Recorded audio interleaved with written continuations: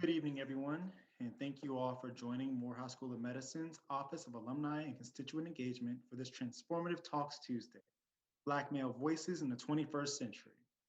As a young Black male, I am truly excited to hear from all of our guests about how they balance work, life, and stereotypes associated with Black men. Now, my name is Cabral Moorhead, and I am a second-year physician assistant student at Morehouse School of Medicine. I also serve as the president of our inaugural class. Like our moderator and featured guest tonight, our physician assistant program is full of trailblazers dedicated to leadership, excellence, community service, and philanthropy.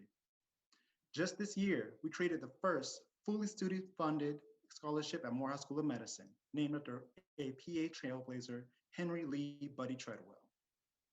Our moderator tonight, Miss Iris Grant, exemplifies all of these ideals and then some. Ms. Grant is the founder and CEO of the Genesi Group, a strategic philanthropy consultancy in PhilX, a philanthropy platform. Ms. Grant is a noted TEDx speaker and is known for her trademark right foot, left foot principle trainings. Ms. Grant is an accomplished leader in many aspects, including her membership to multiple directors and advisory boards, including the Association of Fundraising Professions, Lutheran Services Foundation, and the Head Start Policy Council.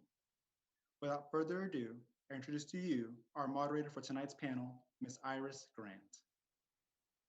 Thank you, Cabral, and thank you for being here, and congratulations on being not only a PA program student at Morehouse School of Medicine, but for the incredible philanthropic efforts you and that student body has performed. It's commendable. Thank you and good evening to everyone. Happy Tuesday and welcome to Transformative Talk Tuesday, Black Men Voices in the 21st Century. We've got a powerful night ahead of us of great discussion, hour and a half, Q&A. At the end, you'll be able to ask questions on the platforms, in the chat, and in the Q&A of this incredible panel that we have tonight. It should be noted that we have a cross-generational section of conversation. We have gentlemen from 4 spans of generations with us on tonight to talk about lifestyle, philanthropy, their giving, their passions, politics, among many other things. So you're looking for an interesting night tonight. Thank you to our audience for being here, for taking your time out of your evening to join us. Whatever platform of social media you are joining us tonight, we welcome you and we ask you and invite you to continue through the evening with us. For this star-studded evening. We also want to thank the Office of Alumni and Constituent Engagement for having this incredible Black Men's Voice panel tonight and conversation. I'm honored to be here and we're going to get started. I want to introduce each of these individuals to you. By far, I would not be able to really tell you everything about them. As their resumes are impeccable, and even the tidbits that they shared about their hobbies or things that they enjoyed. But I'm going to be able to give you just a snippet tonight about who they are and what they're doing. So first, thank you to Cabral Moorhead, who is a PA program student joining us tonight. I also want to introduce to you Andre Williams. Andre is the founder and the president of Pivotal Wealth Management. It's an Atlanta-based independent advisory firm focused on building wealth. He received the 2019 Distinguished Service Award for the National Medical Association. He is a graduate of Morris Brown College. He resides in Atlanta, Georgia, so his work and his passions are here. And he is a member of Alpha Phi Alpha Fraternity Incorporated. So I want to welcome Andre tonight. Andre, thank you for taking time tonight to join with us. Next, I want to introduce Jarvis. Jarvis Sam is Vice President, Global Diversity and Inclusion at Nike. Jarvis is a graduate of Rice University, where he studied history, public policy, and sports management with an emphasis in race and gender rhetoric. I'm very interested in hearing more about that. Jarvis will receive his MBA from Brown University and IE School of Business in May of 2020. And he was recently named Forbes 30 Under 30 in Sports class of 2001. First of all, congratulations on that achievement. Thank you for joining us tonight, and we're looking for some sports talk and some lifestyle conversation with you. Next, I want to introduce Carl Hill, the fabulous Carl Hill. He is a director of multicultural and community affairs for Coca-Cola Bottling Company, United, here in the East region.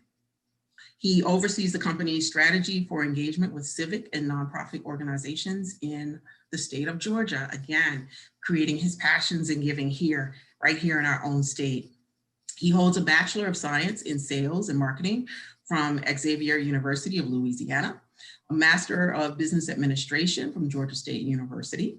He is also a board member of the YMCA of Metro Atlanta and an advisor for Christian City's 2021 Community Champion Awards. And we'd also like to say congratulations, as he and his wife are expecting a new baby. So he is adding and multiplying here in the state of Georgia. So Carl, thank you so much for being here with us on tonight. Next, I want to introduce Keith Robinson. Keith is an Oscar-nominated actor. He is a multi-talented man. He is actually going to be releasing his new album entitled Love Episodic 2 this summer. Congratulations on that. His latest movie, which he stars alongside veteran actress Essence Atkins for romantic thriller entitled Open, which will premiere on March the 7th. So even though COVID has been happening, Keith has been active in engaging in his industry. You will know him as he played the role of C.C. White in the Academy Award-winning film Dreamgirls. You'll also recognize him for over 60 opportunities of work that he has done in film and in television, starring in popular works like alongside with Dreamgirls, This Christmas, Four Seasons, Fat Albert, CRU, and Saints and Sinners. And Saints and Sinners, I believe, is in its 4th season. So another yet successful premiere series going on. He is a Kentucky native. He attended the University of Georgia and has had an illustrious acting career, landing an incredible 60 projects in both film and television. We want to thank you for being here tonight, and we're looking forward to your engagement and conversation. Thank you for having me. A couple of more incredible gentlemen tonight. Justin Tanner. Justin Tanner is currently the Director of State and Local Government Affairs in the Southeast region for a Fortune 20 technology company. Seasoned government relations professional. He previously served as the Executive Director of the Georgia Legislative Black Caucus. He was a White House appointee in the Obama administration and a policy aide to former Mayor Kasim Reed. Thank you for being here with us, Justin.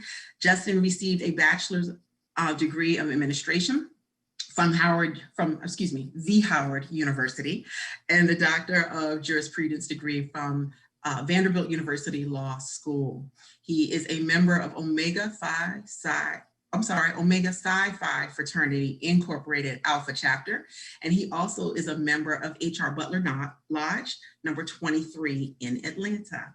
Thank you, Justin, for being here and for the experience that you bring, the expertise to this panel. Thank you. We are looking forward to having you. Next, I will introduce Terrence Robinson. Terrence is an epidemiologist and an evaluator for Wellhead, Louisiana. He is a native of North Carolina. He graduated from North Carolina Agricultural and Technical State University in Greensboro, North Carolina, an area that I'm very familiar with. He has a Bachelor's of Science degree in biology. He graduated from Morehouse School of Medicine's Master of Public Health program in 2019. And completing his graduation education, Terrence relocated to New Orleans, Louisiana, where he currently serves as an epidemiologist and program evaluator. And we are welcoming him also as a member of Alpha Phi Alpha Fraternity Incorporated. Thank you for being here with us, Terrence. Next, I have Benjamin Cameron. Benjamin Cameron, also known as DJ Technology. We have actually jammed on several Friday nights at MSM with DJ Technology. He's a master DJ on the air every weekend at V103 103.3 FM, which is currently the #1 radio station in Atlanta, Georgia. He's been with them since 2002, and not only can you see him on the weekends, but you also can hear him daily on the Big Tigger Show. His talent has afforded him a star-studded list of clients across the country who constantly ask for his services, and his voice in the community spans generations across the radio. His ability to blend old school music with the new has made him the DJ of choice, specifically as he has lifted the voices and the hearts of thousands during the pandemic and social crisis through his musical gift of enjoyment and entertainment with us. So DJ Technology, we thank you for being here on tonight. And last but not least, we have Dr. Benny Harris. Dr. Harris serves as a Senior Vice President of the Office of Institutional Advancement at Morehouse School of Medicine here in Atlanta, Georgia, a historical institution. He holds a Bachelor's of Science degree in Industrial Engineering from Mississippi State University, a Master's of Business Administration degree in Strategic Marketing from Washington State University, and a Doctor of Philosophy degree in Educational Leadership and Marketing from the University of Alabama and the University of Alabama at Birmingham. He is a member of Phi Beta Sigma Fraternity Incorporated. And I will say that he has, in the last 5 years, increased fundraising by 165% to help MSM achieve its make achievements, and it is a ninth highest alumni giving rate among medical schools in the United States. So we most certainly are looking forward to your philanthropic perspective and expertise here on tonight. With that being said, we are now going to get started. With a lineup like that, I hardly know what to say or what to do. We've got some amazing talent, and everyone should be excited and very proud of these men that are representing from their different walks of life. I just want to get started with our first questions, and I want to start with philanthropy because this is a conversation that starts with men in philanthropy, Black men, Black males, and their voices in the 21st century. And I'm going to start with Keith and Benjamin and Terrence. Our conversations this evening are focused in men on philanthropy, and I'm really curious to hear when you first heard the word philanthropy, when you first recognized that there could be some charitable giving, and you wanted to take part of that in your community. I'd love you to just tell us a little bit about that as your personal story. And I want to start with Keith, of how you began to start giving and engaging in the communities. Well, I think for me, growing up, I was on the receiving end, I think, of philanthropy because I was lucky enough to have a lot of great mentors growing up. So, I consider philanthropy also not only a giving of resources, but a giving of time and mentorship. So I was lucky enough to be on the receiving end of that. And I've spent a lot of time, my childhood in the Boys and Girls Club of America, playing ball and around a lot of older guys who had gone on to make waves in the sports field and come back, and they would, speak with us and hang out with us during the summers, growing up in Augusta, Georgia, and Atlanta, Georgia, and so forth. So I think that was my first introduction. I don't know if we called it philanthropy back then, but that's kind of my intro. And when I got into a position where I could give back, the Boys and Girls Club was the first kind of organization that I was, on board with as far as contributing not only resources but time and mentorship. And I feel like it's imperative, especially for young Black men, for us to reach back and to give in many ways. So I would say that was my first experience with it, but just being on the receiving end. That's excellent, because there's so many times it is the experiences that we have as children that play into our passions and how we interact with others. And so I think for sharing that and sharing how you're giving. Even with Benjamin, can you define to us when the first time you recognized either a charitable act, as Keith had spoken to, the Boys and Girls Club, that's benevolence unto him that's impacted his life. Can you speak to that first time that you experienced that for yourself? Well, ironically, I was actually kind of born into it. My father was a director of a Boys and Girls Club. Back then, it was just a boys club. So That's actually where he met my mother. And just being around my father, he was an educator. He was the director of the boys club. When I was a little older, he was a principal of a private school. That private school closed down. Then he started his own school. So I was always just kind of raised to give back, to the point to where, yeah, even the term philanthropy, it didn't really register to me that that's what I had been around all of my life. But my father, in the community, he was known as Baba Jim. It was my literal first introduction to that, of understanding the importance of when you've been blessed, you bless other people. And that's literally just how he operated. He was also on a community radio station here in Atlanta, Georgia called WRFG. So that was something that he did on the weekends. That was really my introduction to music as well. So it was just a constant, in an extreme nutshell, we were just constantly in that environment. He did consultant work. He helped recovering addicts. He did some consulting work with actually Morehouse School of Medicine as well. So it was just one of those things where I guess community was the word that we used, but when I got older, I realized that, oh, this is philanthropy, and this is something that I definitely want to make sure I continue in my life moving forward. Thank you for sharing that. Yes, it does make a difference. We see how others give. We're taught so many things as children, and giving is a key principle in how we raise our children and how we think of what kind of adults we want them to be in society. So I'm going to turn to you as well and ask you to kind of share your definition of philanthropy, your personal definition of philanthropy, and when you first kind of engaged in benevolence coming towards you or towards your family. Similar to the previous individuals who talked about their definition of philanthropy, I really didn't have a definition. Growing up, I grew up in a rural area, so there wasn't much opportunity there. We didn't have a boys and girls club. We didn't have things that I could go to other than school. And so I didn't really know what philanthropy was. I just knew that my parents were always giving, right? So they may have been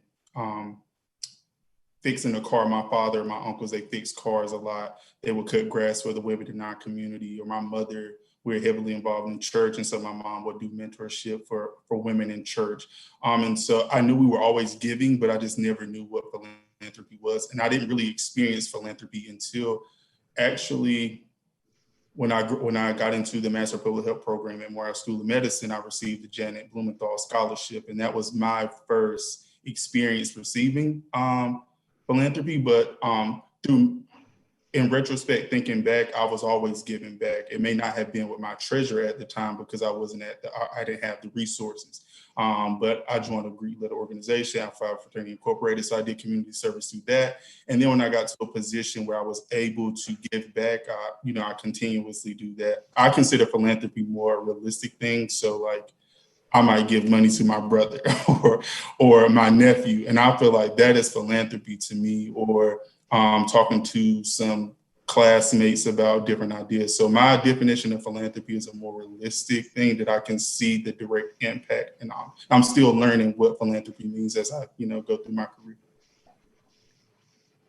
I love that because you're touching on what we call in the industry time, talent, and treasure. And I absolutely love that. It's very important. And the original meaning of philanthropy actually goes to the Greek anos of loving and loving humanity. And so wherever we can find benevolence, whether it is our little brother or our neighbor, it is important, and it is important to give. And as we're going through that, I would love to talk about, as we're talking about Black men, and there are so many stereotypes that Black men don't give, they don't engage philanthropically, or they don't give to the community. And we don't hear those stories as the primal stories in media. I'd like to talk to Jarvis and ask you, Jarvis, what do you think or if you think there is a difference in the public response between Black men giving and when a Black woman gives? Are there gender specific variances in what we hear? We all know that Robert Smith had given a considerable gift to Morehouse College, as well as we see, the years that Oprah Winfrey has given. Jarvis, can you speak to that a little bit and tell me if there is a difference between how we see and view Black males giving in philanthropy versus women? Yeah, there's a massive difference. And a lot of it is rooted in the initial rhetoric that we position on Black men. It's this idea or this what's dubbed as like the stylized representation that we position Black men as lacking, as ineffective, and at the same time, all of some of the traditional male stereotypes about the lack of altruistic behavior or this expectation of altruistic behavior, it's amplified. But the way it's positioned on Black men, even vis-a-vis their white male counterparts, is so much worse. It's done in such a way that not only is the altruism not expected, so when we see it happen in the case of like Robert F. Smith, we talk about it much more, but it's then shrouded in like these implications that, well, of course, this didn't happen. And when we talk about it from a philanthropic perspective, we think about it at a macro level. The micro example is poor service in restaurants because they assume that as a Black man, you will not tip, or as a Black individual, you will not tip.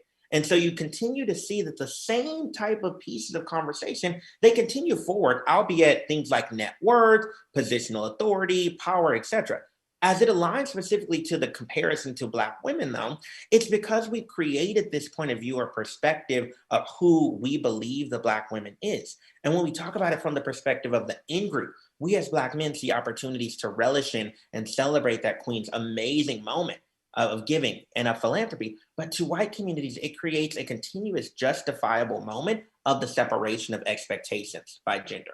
It goes back to experiences even during antebellum slavery, where the role that women were expected to play, particularly Black women who were going through periods of enslavement, was that giver, that provider, that caretaker, which created a completely different experience than Black men.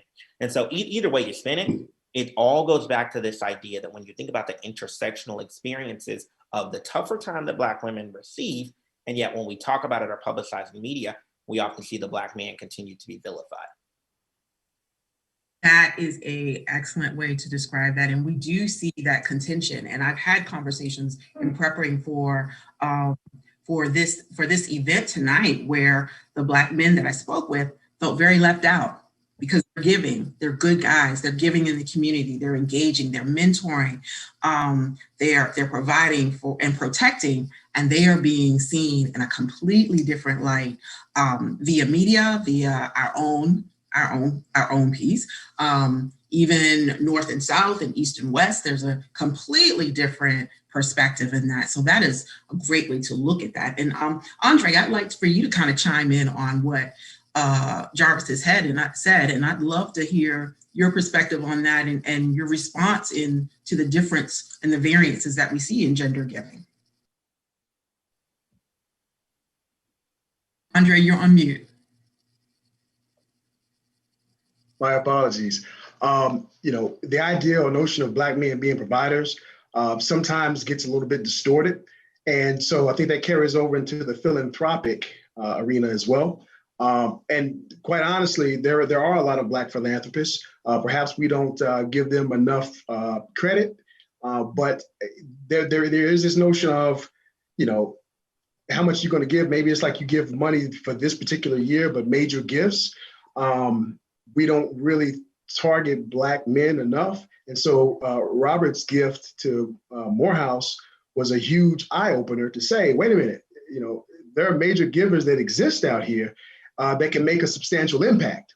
And so I think that kind of shifted the thought processes of organizations to say, maybe we need to kind of retool and rethink some things, because the nurturer being the woman who's always giving back time, like you said, time, talents, treasures, et cetera, that the Black man wasn't really seen in the same light. And so I think that Robert's gift obviously started to create a kind of shift where that's concerned. But there are certainly a lot of Black men willing to donate, and a lot of untapped opportunities, because the conversations aren't being had because of the perception. So hopefully this will begin to change the idea, the thinking, and create a greater relationship or deepening of relationship development for Black men.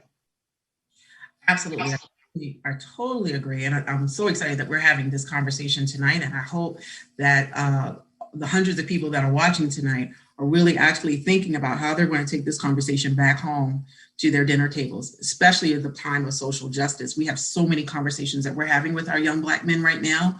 And I'm not sure that philanthropy is one of those conversations that we're letting them know that not only do you have value, but you can give value. You can add value to your community, to your home, wherever, whether it is time, talent, and treasure. And I thank you. I do thank you for that perspective. I'd like to ask Justin a question, following up with philanthropy. When we're talking about the Robert Smiths of the world and the Oprah Winfrey, and using those as examples, there are tons of other examples and other individuals that have resources to give. But Justin, I'd like you to just think about what's the driving force right now with the giving for HBCUs. We're seeing a lot of giving and attention coming to HBCUs right now, philanthropically and giving. And I'd love to see you talk about the perspective of men versus women and how that's perceived. But what do you think is the driving force right now with all of the giving, philanthropic giving, high-level giving that's being given to Black institutions of education? Well, thank you, Ms. Grant. I actually love that question. I think it really boils down to, one pretty important thing, and that's increased visibility. I think in the past, when you think about, how many of us on the panel grew up, when you talk about seeing images of the Cosby Show and seeing images of a different world with, Hillman College, and you start to see and aspire to be some of the professionals that are on TV, the doctors, the lawyers, and such. And I think now with the way we consume media, young people don't necessarily have the amount of exposure that we did on a continual basis to these institutions, right? And so I think, it kind of boils down to three different things. And this is also within the context of this social reckoning that we seem to be experiencing. So the first is, I would say the civil and social unrest. So what you saw with the George Floyd murder and, Breonna Taylor and Ahmaud Arbery and so many others, right? You have this, broad conversation about race and social justice. The second thing I think is from a corporate perspective, right? You have a lot of corporations who are looking at the problems in society, whether it's through PAC giving, whether it's through philanthropic giving, and saying, how can we solve this problem? So they're looking both externally at the outward facing issues as well as internally with their own employees, right? How do we retain more Black employees? How do we recruit more Black employees? And then once we recruit and have them in our companies, how do we make sure that we're providing them with the resources to thrive and grow within the organization? And I think the last thing is, through pop culture and through politics, right? You see, of course, with Kamala Harris, the first African-American vice president on a major ticket who's a female who's going to be elected tomorrow. You have, Mayor Keisha Lance Bottoms, who's a FAMU grad. You have Reverend Warnock, who is a Morehouse grad. You have my former boss, Kasim, who's a Howard grad, and it goes on and on and on. So I think you have the confluence of those three things and an elevated platform, if you will, within the context of having the first Black president and now having the first female vice president. I think all those things help to kind of, put fire behind the discussion, so to speak.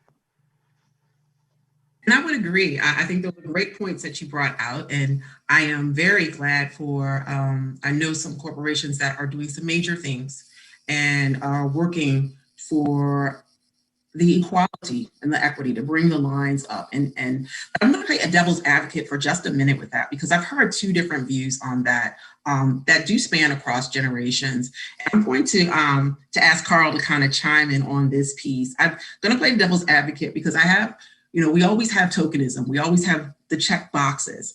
And so although some corporations are giving and some philanthropists are giving because it is the right thing to do, and they have a sense of wokeness or consciousness for the social perspectives that we are facing right now.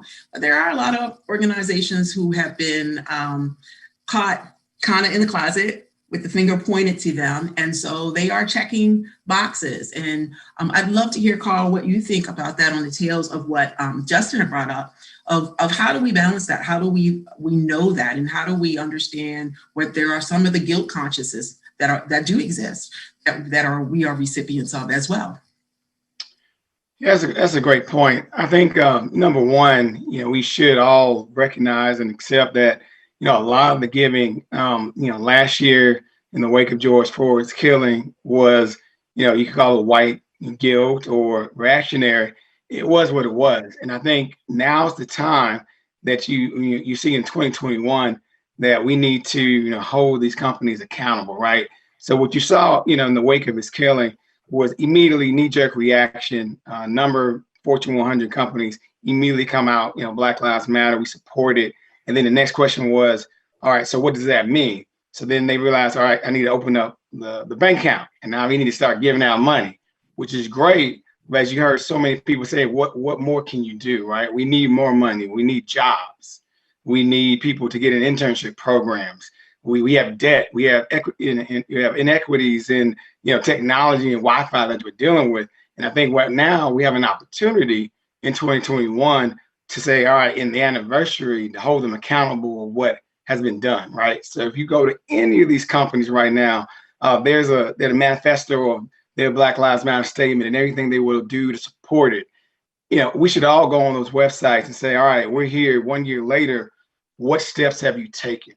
Now, you don't have to say everything needs to be done, right? Some of this is 4 or 5 years long, but you can see steps, you can see hiring, you can see giving, specifically giving to, small businesses, HBCUs, to recognize what their statements are living. So I encourage everybody to do that as we, play a little devil's advocate and realize we just need to hold them accountable in 2021. I absolutely agree. And I love that. I love the unapologetic terms that you did use, because some things are, they are what they are. And so we have to look at them based on the individuals and the organizations and really come around to full circle of, yes, you said you would do, but how do you continue to do, right? How do we, the only way that we are going to be able to have influence in systemic change is if our advocates consistently give and participate in the process of change long term, right? And so with those two perspectives being shared now, I want to ask Dr. Harris. Dr. Harris, I want to kind of focus now on what is the strategic long play with that when we have so many institutions right now that are not receiving as much money as some institutions are. We've got this balance, this dichotomy of how giving is done. What are your thoughts towards what we should do as individuals and as leaders in organizations of ensuring long-term sustainability with this dichotomy in giving? I think that's very important. Thank you very much. I think everyone has made exceptional points. The thing that I would like to really to answer that particular question, to bring into focus and to bring into play is that one, when you think about African-American males, men who have given, we have a long history of Denzel Washington and Russell Simmons and LeBron James. The list goes on and on. So I don't want us to miss that point that there are individuals and have always been Usher and Chance the Rapper and Tyler Perry, and the list goes on and on. It may be, how do we tell that story? How do we broadcast that out? Or do we broadcast that out as much as some other parties? Another point I want to mention is that when we look at philanthropy and giving, African Americans give 20%, 25% more of their household wealth than our white counterparts. So we are much more philanthropic than people think about. It's kind of like when folks think about HBCU institutions to say they don't give. Well, they do give. And I want to bring out another point that will speak to the question that you just asked. Philanthropy and charity are two different things. Okay, philanthropy is about investing in the whole human, the general welfare of people, and investing both your dollars, investing your time, investing your money. You may give to your church, you may give to your, we have many Black individuals who end up taking care of their nieces and nephews and a very, very close community or the young kid in the neighborhood that they're constantly giving to. All of that is philanthropy. What we're finding ourselves is really on the cusp of charitable giving. So when we look at a corporation and they make a charitable gift, that gift is very transactional many times. And so George Floyd and all of these social justice issues and racial justice issues right now are impetus for which people are giving. However, the question is, will these be transactional gifts?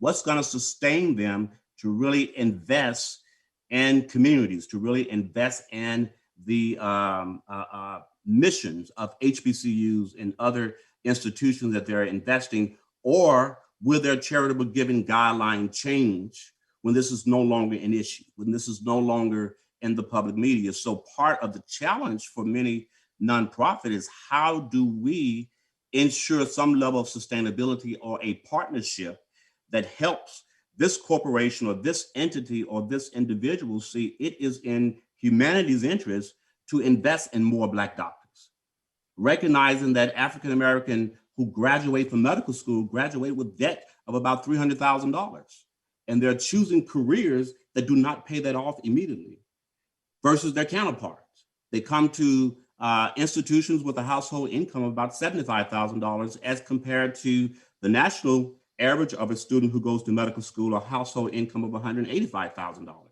So already you have this disparity gap that exists, that creating these partnerships with philanthropists is really what we need to say how we're going to sustain this enormous, incredible mission that HBCUs have. And for many years, we have debated the value of an HBCU. Are HBCUs still relevant? And what we're finding out today, the answer is yes. It's a resounding yes, that they're extremely relevant. Morehouse School of Medicine, Howard University, Meharry Medical College, and Drew graduate about 20% of all the Black doctors in this country. When there are 157 medical schools in this country, 4 schools are graduating 20%, a very major disproportionate number. And that's the reason we're still so very important.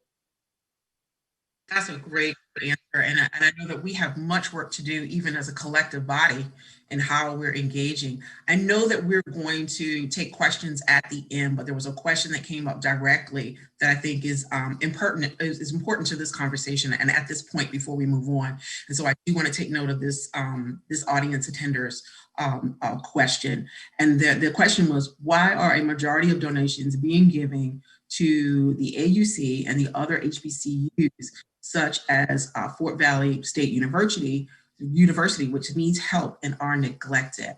And I'm gonna pitch that back to Andre and ask Andre to kind of chime in and give a thought on that. I think that was an important question to address right here at this point where we are in that. Andre, you're on mute.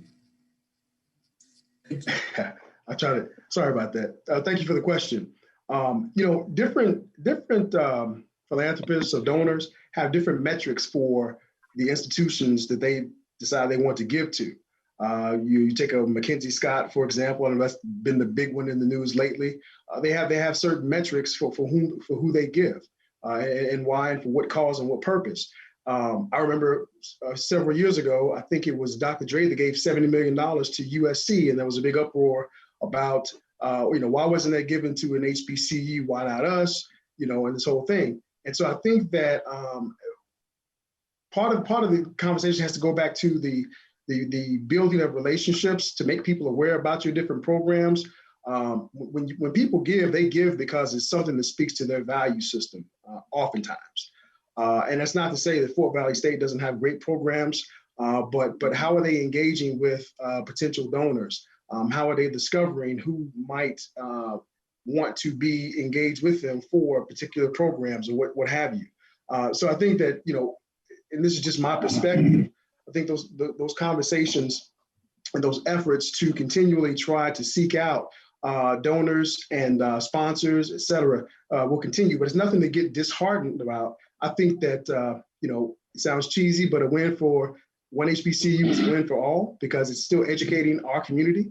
But obviously, you know, every institution wants to get some of those dollars, and you know, they always ask the question, well, what can we do? How can we possibly be a recipient? And really, I think it's just a matter of, you know, not getting upset, but even probably going back to those people saying, well, you know, ask the question. So what are your criteria? You know, what is it that you seek? And just try to get a better understanding from those possible donors. And then, of course, discover new opportunities elsewhere. Yes, excellent. Yes, and I'm gonna ask Jarvis. I know Jarvis wanted to chime in on that as well. Jarvis, if you would. I will tell you, gentlemen, this is a heated discussion. We are getting a lot of devil's advocate questions in the queue. But Jarvis, I would love for you to chime in on that as well. Yeah, I can speak about it from the corporate lens. And here's my perspective. There are a lot of corporations, and this is coming from spending 8 years working in the tech industry, where there are 5 key HBCUs that have proven to generate talent that big companies like Google, Facebook, Twitter, and Snapchat believe aligns to their standards, for example, of engineering. And so they neglect HBCUs 6 through 20. And that's where I think we got to have a real talk conversation about the experience. It is a path of least resistance for a lot of these big companies and an easy way for them to say, this is a proven talent set of individuals. And I think it's applaud worthy. And I think we do need to continue to double down on our efforts of investment in those institutions. However, so I'm from Houston, Texas originally. So Prairie View A&M, and then where my sister went, Texas Southern University, those are HBCUs right in my backyard. And I don't see a lot of the same conversations happening there. Fortunately, Mackenzie Scott did provide a grant to PVAMU more recently, but it's because people aren't seeing that talent side of the house as well. When we think about internship programs, apprenticeship programs, how you actually build a full ecosystem of wealth creation for the community, a lot of these companies don't want to do the work that it takes to actually bridge that gap. Understand what is the curriculum set being provided at these institutions that we don't know that much about, be part of building, learning, and giving those students opportunities where many of these companies aren't positioning themselves. And I'll tell you, I use my position at Nike in aligning to this and making sure that we are going after those students that are at different HBCUs than those that are often served up to us, so that we're spreading the wealth, we're spreading the impact, and so that the focus on value creation becomes more than just those that we often hear about or see about, or quite frankly, that other competitor companies have pre-vetted for us. Yeah. This is good. I want to take one more add in. Carl, I want to get your thought on the same, staying in the same vein. I want to get your thought as well. So I'll say this, professionally, I do oversee a lot of HBCUs and marketing here. And then personally, I'm a 3rd generation HBCU alum. Grandfather went to Morehouse, other one went to South Carolina State, mother Spelman, father Fort Valley. I went to Xavier. So I look at it from another lens as I see the corporations give, and you're dead on that they go to the top ones in the major markets. Because if you think about a business, you want the most bang for your buck, and it makes sense. But I'm also gonna give a challenge to all the HBCU alumni out there to talk it up, because one thing that you always hear from your institutional advancement office and a lot of the VPs advancement that I know and work with is that they're always reaching out to the alums. And while we think about giving, I think someone said it earlier that, while I didn't have the resources, I gave my time. And I think we just need to talk it up in our circles and talk about your schools, your undergraduate experience, and be cautious that when you're outside of mixed company, meaning if we're not around a bunch of HBCU alums, we might want to talk about the struggle that we had, sophomore and junior year and all the stuff we didn't have. Because I think while we come from a place of love internally in the circle, right, and the culture, everyone doesn't see that if they went to a PWI. So you want to be cautious of that one. I see that a lot. That we just got to make sure that we promote our HBCUs in the same light that these PWIs are being seen in these big state schools. And we'll be able to get the attention that some of the large HBCUs get, like the AUCs and Howards and Hamptons, and you get the smaller ones that come up a little bit more when we speed them up.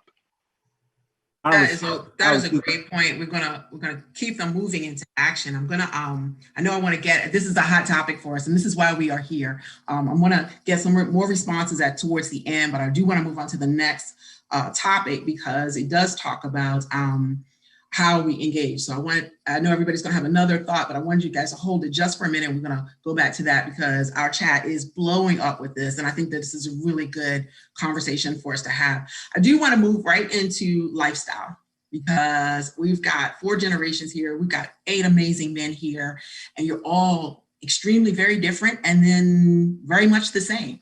So we wanna do something a little bit fun for a second. We wanna put the married men versus the single men right now. We got a little bit of a challenge here in conversation with you. And so I want to talk about, when we talked about George Floyd, and we talk about the death of George Floyd and so many others, the list would go on and on and on tonight. But some of our audience wants to know how your experience as a Black man impacted your parenting, right? So there's some variances in that. So I want to start with Keith. I want to talk to you. I know Keith is an engaged family man. And Keith, I want to know what your perspective was when all these things broke out. How did it impact or change alter your parenting or your thought of parenting? Well, for me, when all this stuff broke out, I had my first child.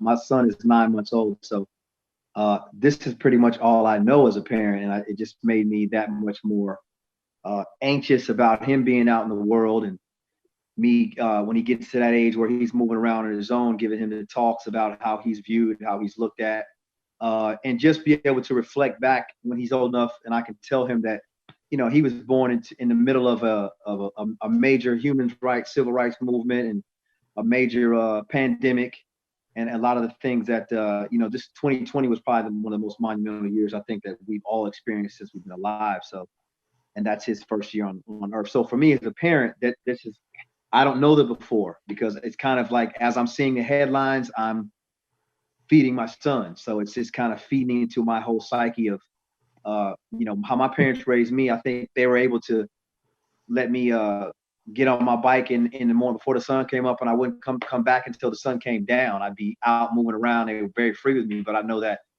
that's not going to be the same case with my son, because times are so much more treacherous right now. So I think I'm getting informed inwardly and outwardly every day as a new father. So it's pretty interesting.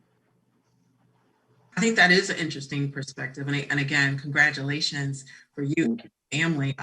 What a challenging time as a Black man to have a child born, and you have one perspective based on your experiences, and then you see the whole world kind of flip upside down in the middle of this. And I want to flip that to kind of Carl. Carl, I'd love to hear how things have affected your parenting as a Black man, and what experiences have you chosen to share or share or not share with children in the light of George Floyd and the social issues right now?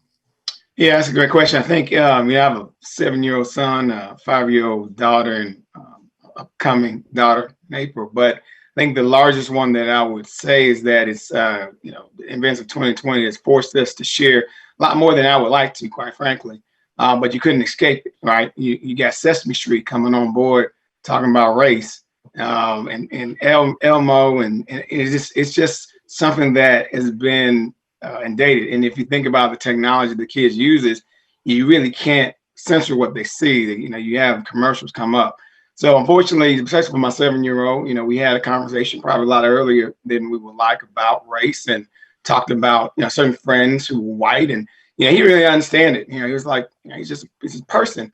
But we felt it was important that he understood that he was Black, to make him understand that as he starts to grow up and hears certain things, right, that he understands that perspective, that he should own that from his identity standpoint.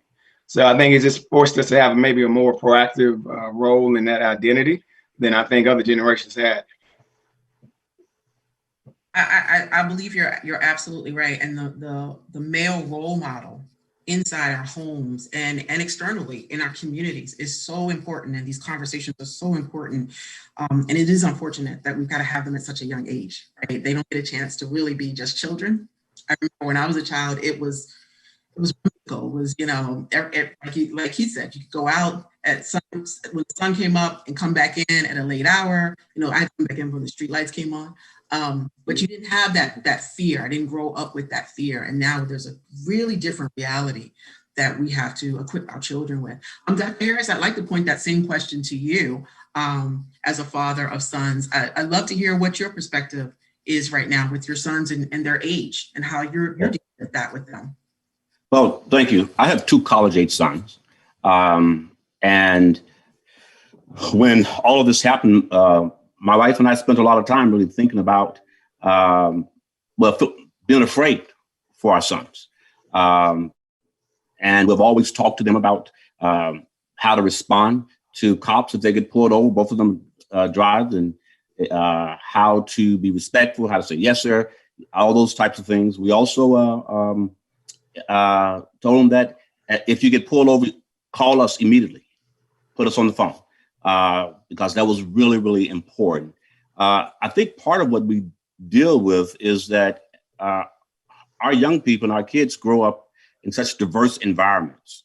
And so while you don't want them to, and they have white friends, and they have Asian friends, they have Latino friends, and all these different diversity of friends. And then they grow up in middle school and elementary school, they're just, everybody's the same. And then all of a sudden they start seeing people being treated differently, or them being treated differently. They start even in the classrooms and those types of things. So those become really, really difficult conversations to have about the reality of America and the reality of being Black in America, and how people will make decisions with you just about your race. And we've had these conversations all the time, whether it's in the workforce, whether it's athletic conversations, et cetera. So when this happened, it was the same thing that just happened on the Capitol. We're telling them to be vigilant. We want you all to don't go anywhere alone. Walk with, take a friend with you, because there are people who will target you just because you are Black. And so what it has done for me, coming out of integration, taking place in the state of Mississippi in the early 70s, to being one of the few African-Americans at Mississippi State in my classroom, to seeing this whole cycle of racial behavior and racism becoming much more perverse as it was in the 60s and the early 70s. So it's just taking me back to those days and those experiences and said, things have not gone.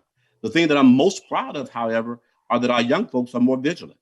Our young folks are standing up and saying what is not acceptable, and are much more vocal about their rights. Black Lives Matter, those types of things. And so I respect them, because they were very involved in some of those demonstrations and taking pride there. But it does cause us to be much more vigilant, and to have to think about race as one of our frames that we look at when we talk about just growing up in America. Absolutely. It's just powerful to hear all three of you as fathers speak and have the same concerns, and having different degrees and different levels and different ages that you're having the same conversations with, and the same concerns about. So we're going to switch over to the single men, because we have some ladies in our audience who want to hear from the single men.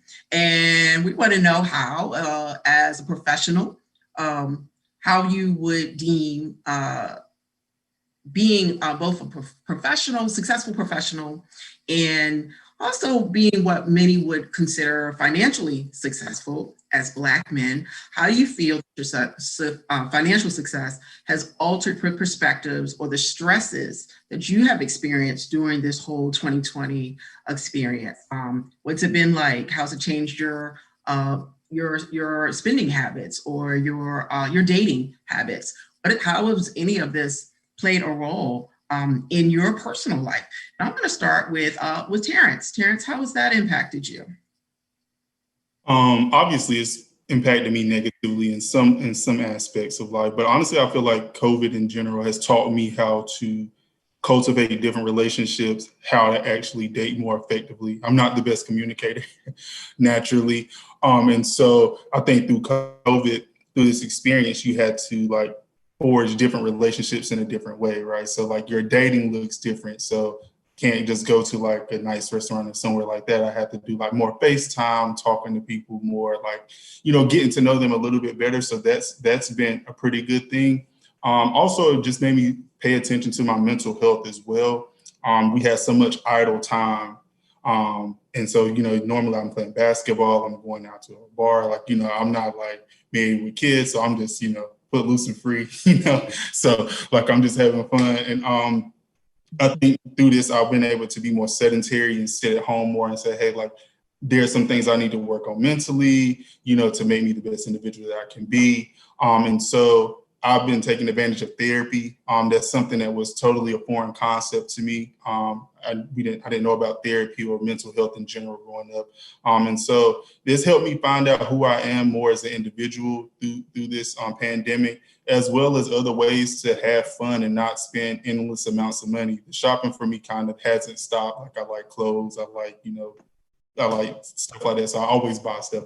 But other than that, it's been a way for me to actually look and see, like, how do I save money? How do I like create wealth for myself?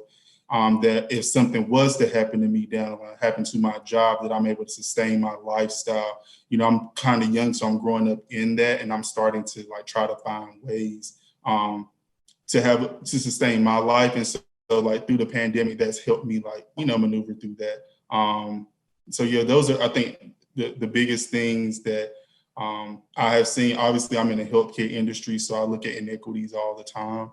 And so just looking at COVID and just looking at the racism and undertones of racism and how that's impacted health is kind of giving me a different gear on things that I want to do with my life, help me find passions and outside of my job, what I can do, how I can lend my services to more of the health realm and racism. So I've been able to like find ways to make this time the most productive that it can be.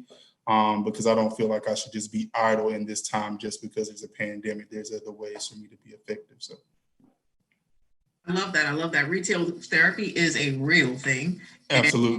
Many of us have not been able to truly enjoy that the way we like to enjoy that. I'll put my hand up first. But I love some of the points that you made, because it is something that we're going to be looking at critically. And we're going to talk about COVID in a minute when we're talking about the postpartum effects of COVID-19, just of mental wellness, of people being in isolation. But Andre, I am coming to you. How has this impacted you as a Black man in America? How has it changed your personal perspectives of dating or finances, or just how has it impacted your personal life?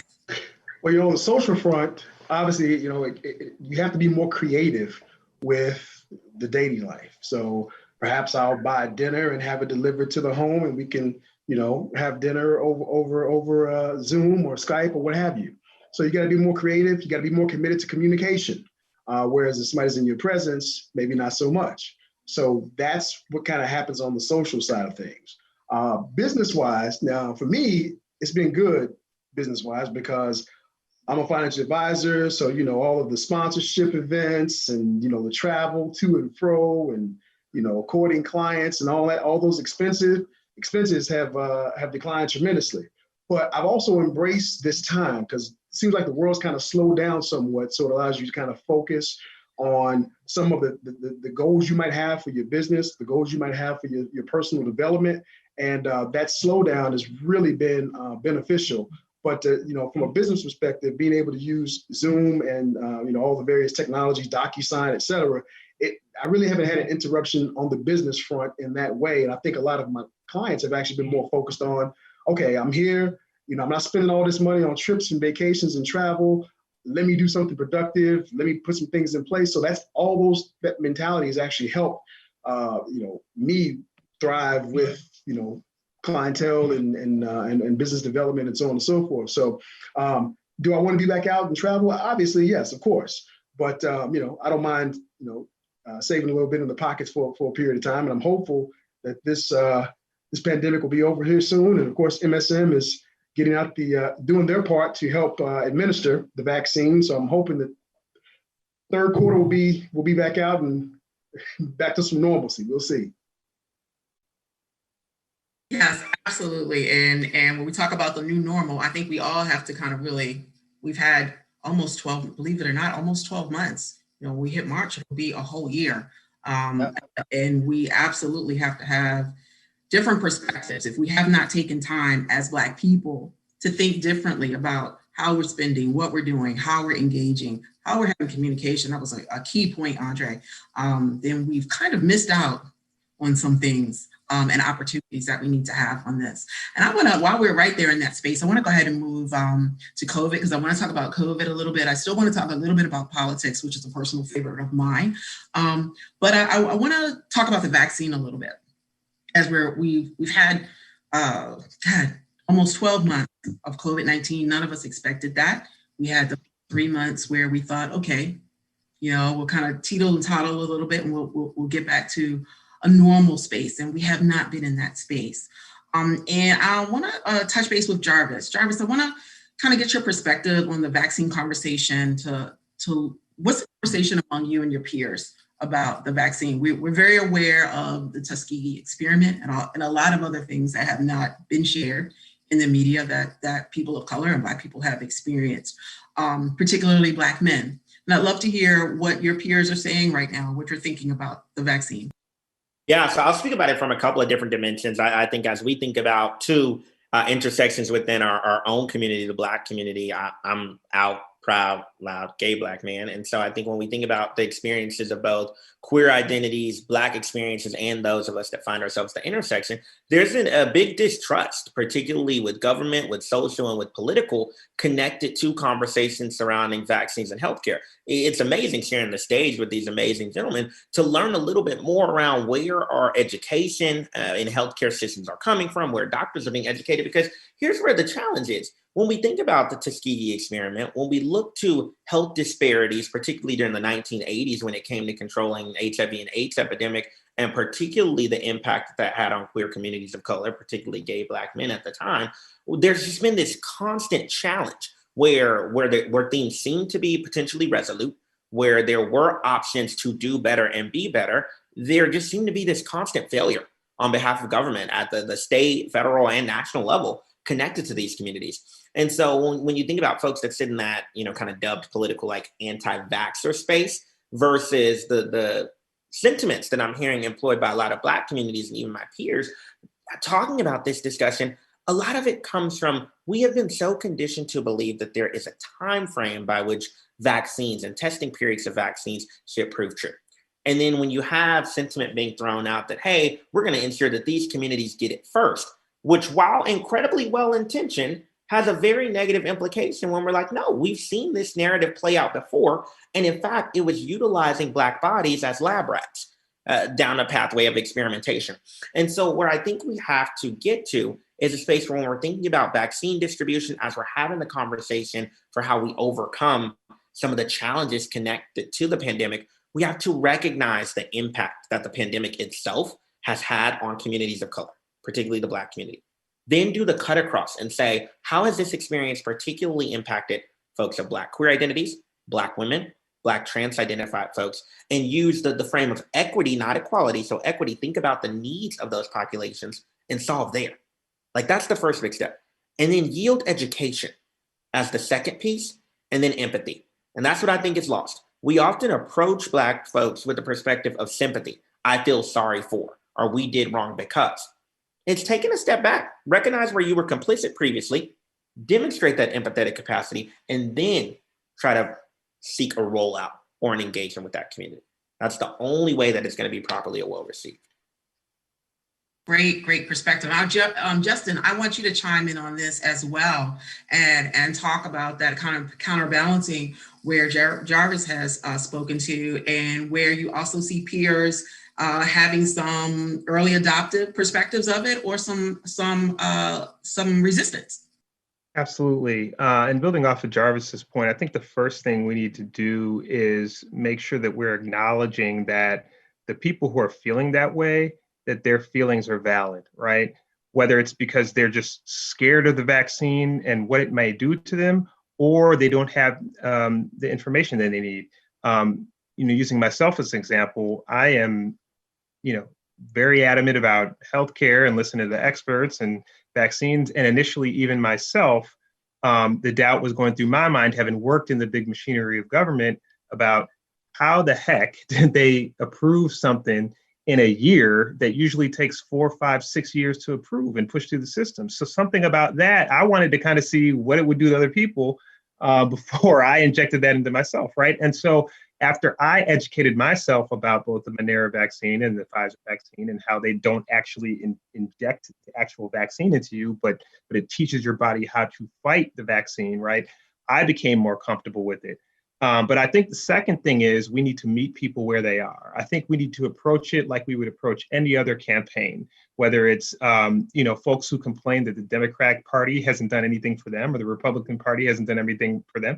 You have to reach out to those people and earn their trust and educate them and talk to them and engage in a dialogue, whether it's a campaign, broad marketing campaign, or individual by individual. And eventually you'll get there, but you shouldn't. I think the mistake, and myself included, that we put on people is that we place these expectations on people to just get it when they either may not have the information we do, or they have valid reasons for feeling the way they do. And so I'll, open up to the other panelists as well if they have any other thoughts. I love that. I wanna touch on something you said, because you really spoke to meeting people where they are, right? Validating how they feel, finding out why they feel that way. And when we talk about philanthropy in a very big perspective, when we're engaging in the communities, we are meeting people where they are, where their need is, whether it's emotional, whether it's physical, spiritual, whatever those bases are. That is a form of benevolence. That's your time, your talent, and your treasure to help educate and to philanthropically have a perspective of engaging and educating our community. So I love what you said on that, because you do have to meet people where you are. Even Jarvis spoke to that, wherever you are on the tier, wherever you are on the platform, however you identify, wherever you are in the social economic perspective, we have to learn to meet our people where they are so that they feel comfortable with that. And then we have to educate our counterparts as how to engage with us, right? And that is a part of the philanthropic perspective. So I love what both of you said and how we're engaging. And I know we're gonna have questions in the Q&A on that. With that, I do wanna get, Keith, I wanna ask you, because you've been in LA, in California. California has been hit heavily with COVID-19, and you guys have been experiencing some lockdowns that the rest of us outside of New York have not really experienced. Can you just talk a little bit about that and maybe perhaps perspectives of in the industry, what you're hearing from your peers regarding the COVID-19 and the vaccine? Well, I think, LA County has specifically been hit the hardest. I think we're like the New York. I attacked New York from the beginning. I think we're in that position now. We're considered ground zero. And it's impacted, of course, the Black and Latin communities the hardest, I think, and those who are not able to social distance. They're kind of in order to survive, they have to be out in the mix and continue to maintain an essential routine. So it puts them at higher risk. It's heavily populated, and I think because it's such a transient city, it's so much movement, it's so many people, it's people coming in and out. It makes it very difficult to get a hold on it.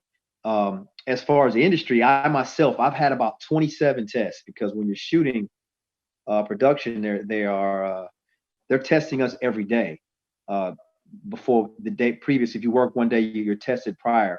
So they've been pretty good, but even with that, if one person tests positive on a 100, 200 person crew, then it shuts down entire production, and that's been happening a lot as of late.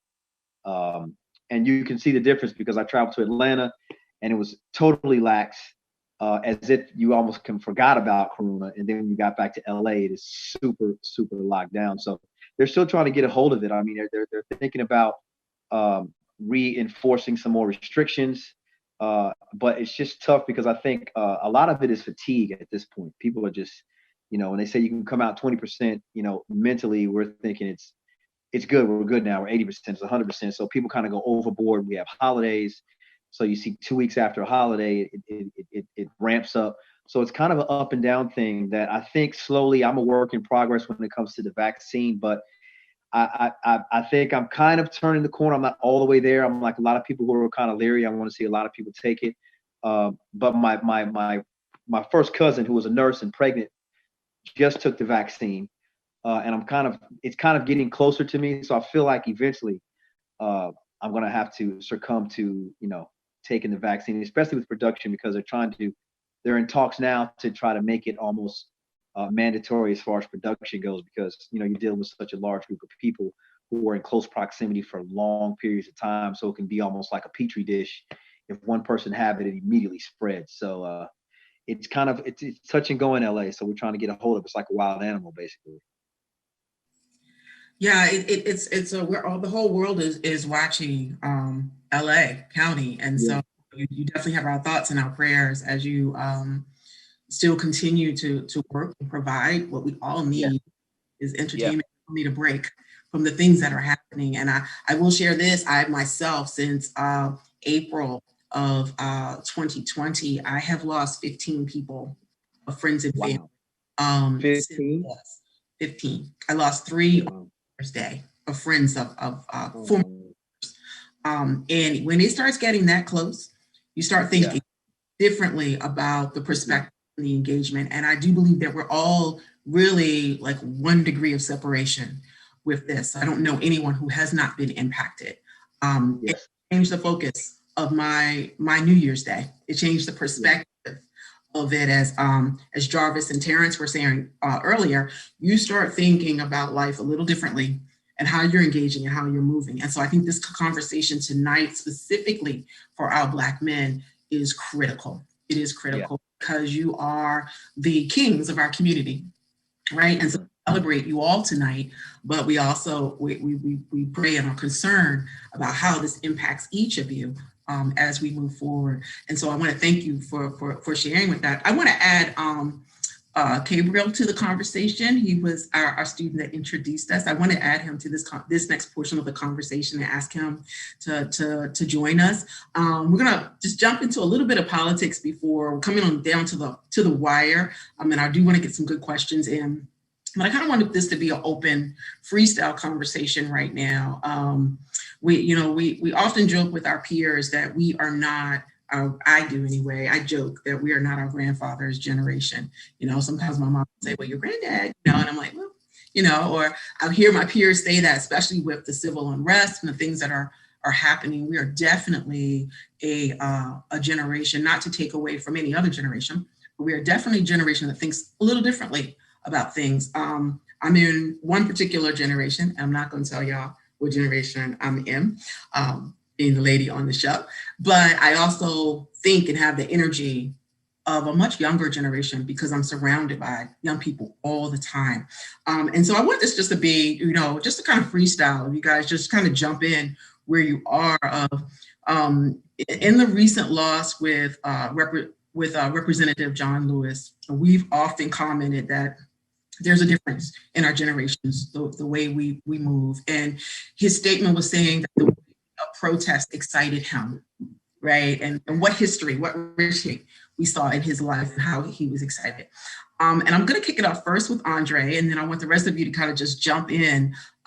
What's your opinion and what excites or concerns you right now, thinking about the words of John Lewis, about the younger generation's way of being politically involved? Like, where do you see us going in the next 6 or 7 months? Because we've got a lot of work to do.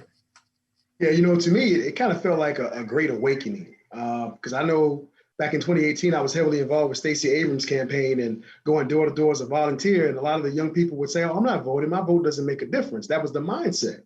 And I was kind of blown by that. But I'm like, OK, I can't get upset. This person hasn't been educated. Maybe they need to have a little conversation. But Stacey's efforts to bring all those voters to the polls was amazing. But that type of effort, that type of energy is now being shown across the country. So I share Representative Lewis's enthusiasm for these young people that are actually trying to be proactive with making a difference. The thing that I want and I hope that happens is they continue to remain diligent because, there have been some key events that have happened. Obviously, George Floyd passing, not passing, but actually being murdered. Breonna Taylor, there's some things that are kind of in your face that people want justice. And so when times aren't as volatile, I want people to understand that, hey, you still need to be involved. I think Carl was talking earlier about corporations. Well, we need to do the same thing for our representatives. If you say you're going to do these things for our communities, we need to come back and check in. Are you checking off the boxes for things that you promised you would do? But in order to do that, the activism has to be continuous and not just the result of some event or some act that was over the top, so to speak. So I love the enthusiasm. Obviously, we've made a difference at the polls because we turned Georgia from red to blue. So the power in the polls is evident, but there's more work to be done, and we just have to, stay on the path and continue to keep those efforts moving forward. So I'm hopeful that will continue because we got Stacey's. I think she's gonna run for governor again. So things like that have to continue the movement forward. But we've got to do a lot for our communities, and we need our representatives to be very diligent with what they are promising and delivering on those promises. And those young people can actually help make sure that occurs. And I want to jump back in here for a second.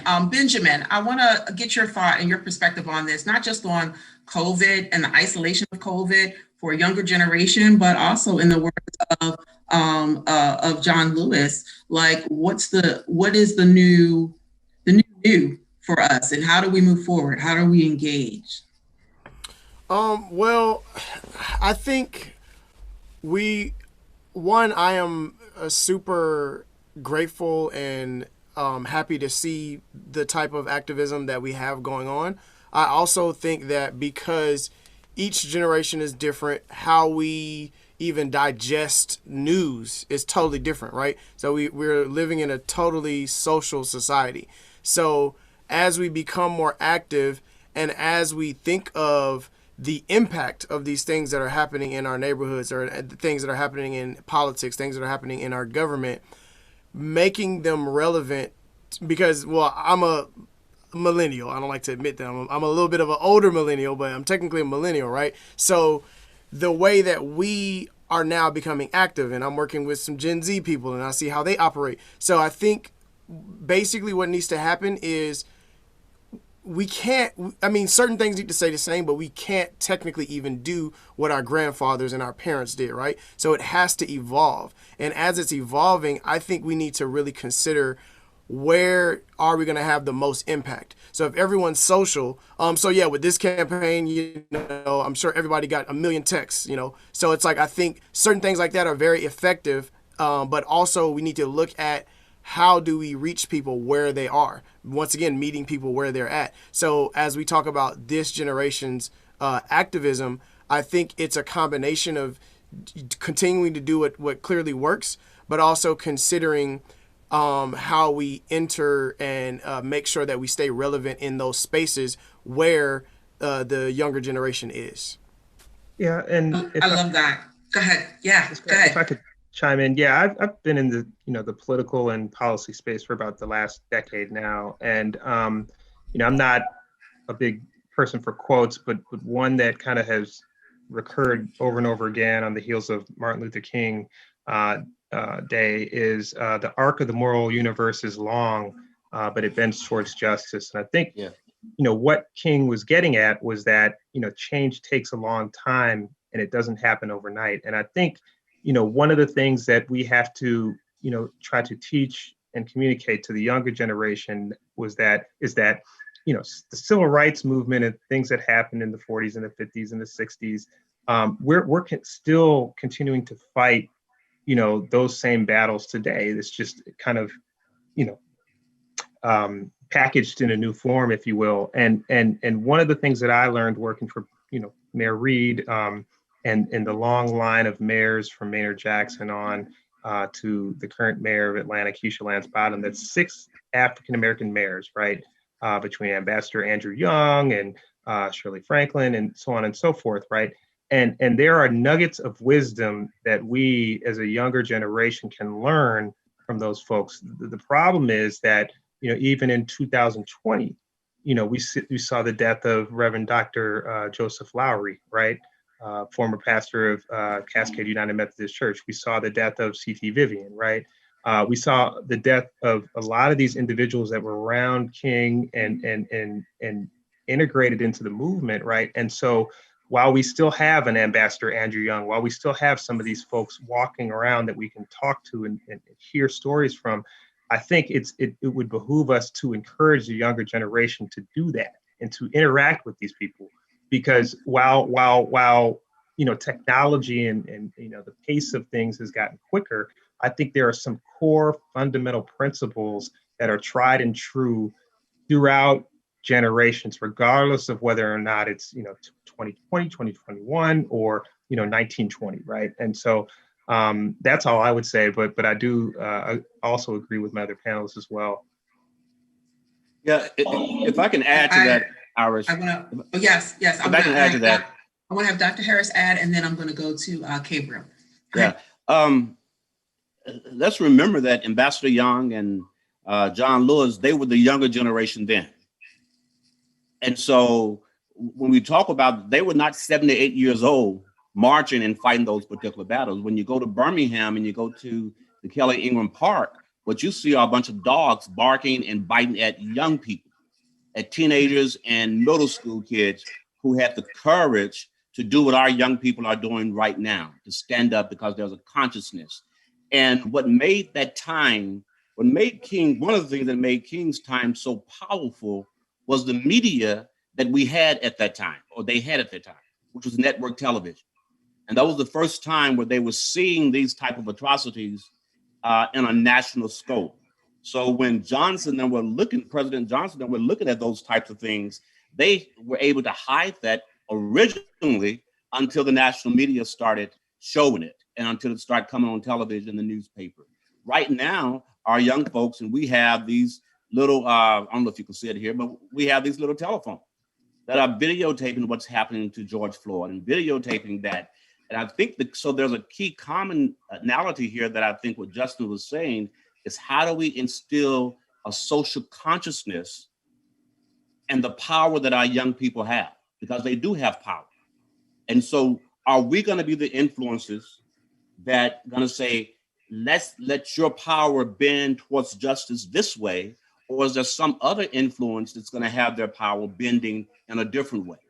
So I think the ability to sit and listen to what's good for humanity versus what's just good for me.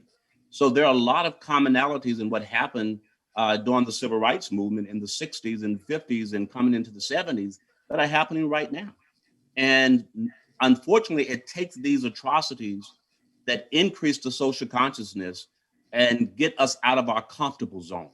Because many of us that grew up in the 80s and the 90s, we got comfortable. We thought that if we get our education, if we work very hard, if we get a job, if we buy a house, if we get a family, then we are experiencing the American dream and we will be respected as a result of that.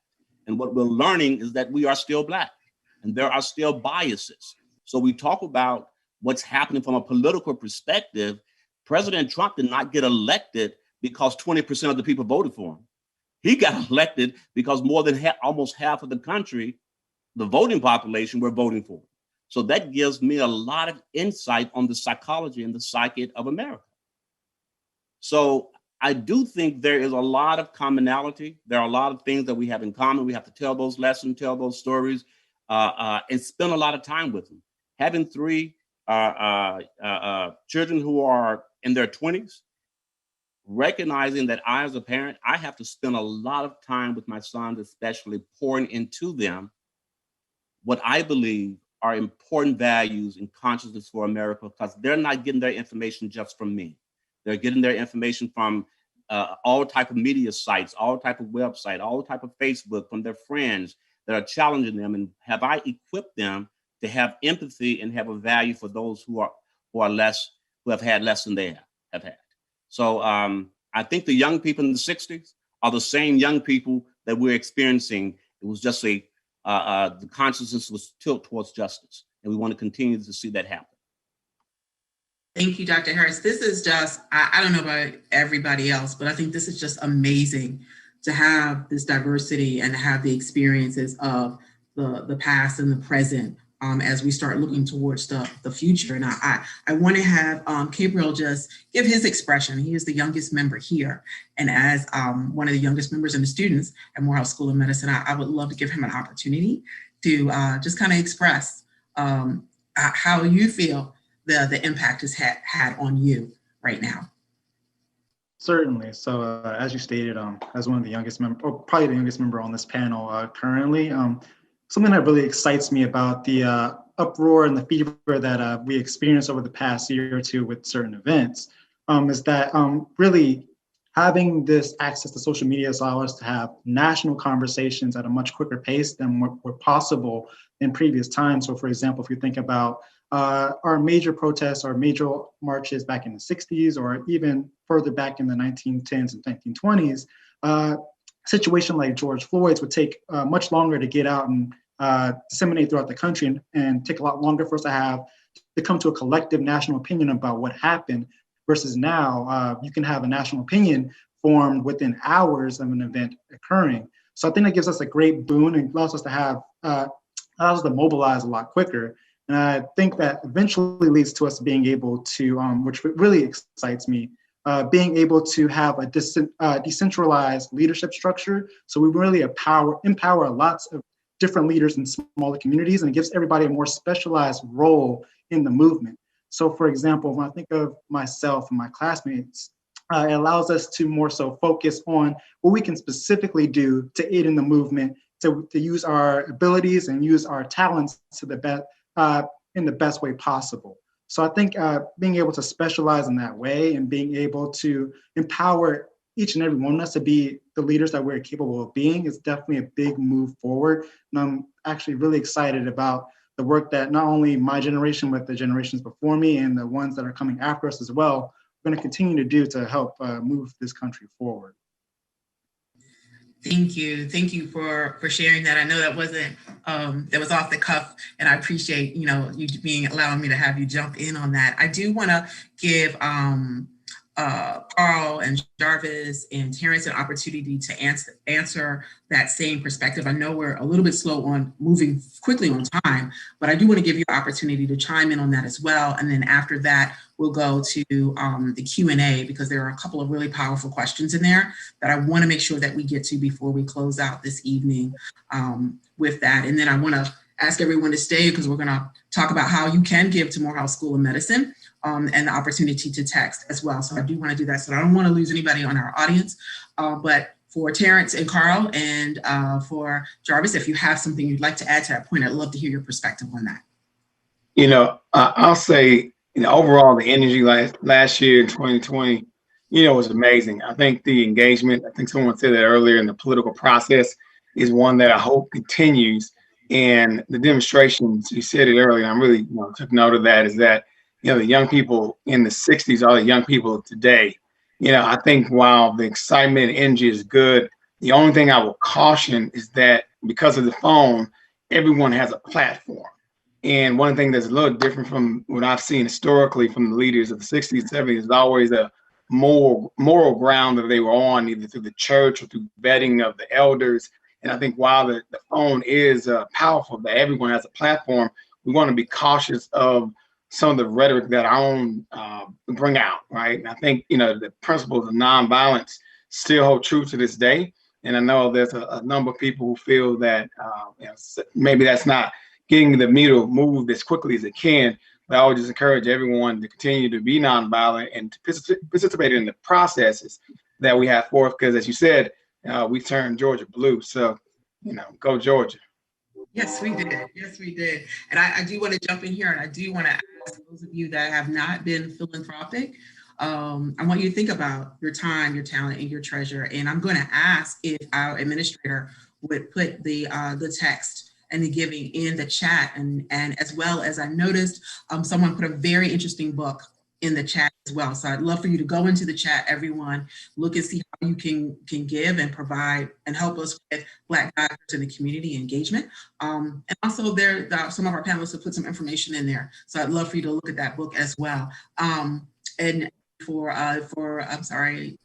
Terrence and Justin, for Benjamin, if you had any other statements that you wanted to make or anything else you wanted to say on this piece before we go into the Q&A, I'd love to continue that conversation. Andre as well. Yeah, just real quickly, I think I'm a millennial as well. And so I think an important point to add is we need to continue to be engaged in some of the issues that I know we still have the same type of issues, but what resonates with people in other generations might not resonate with me. And so we have to continue to engage those individuals and find what I know for us in the millennials, what is important to us and what social issues that we want to fight. Because we're not like our grandfathers. We're not in that mind frame. We didn't experience the things that our grandparents, our forefathers experienced. And so we have to be mindful that we need to be engaged on the issues that we feel are important, because that will stimulate us to continue to be a part of the process. I think we've moved from a time where in voting, we needed to vote because we needed to vote. But now it's more so, I know for a lot of my friends, are the issues that you are running on important to me? And these are my list of issues that I deem to be important. And are you engaging me on those issues instead of just me giving you my vote?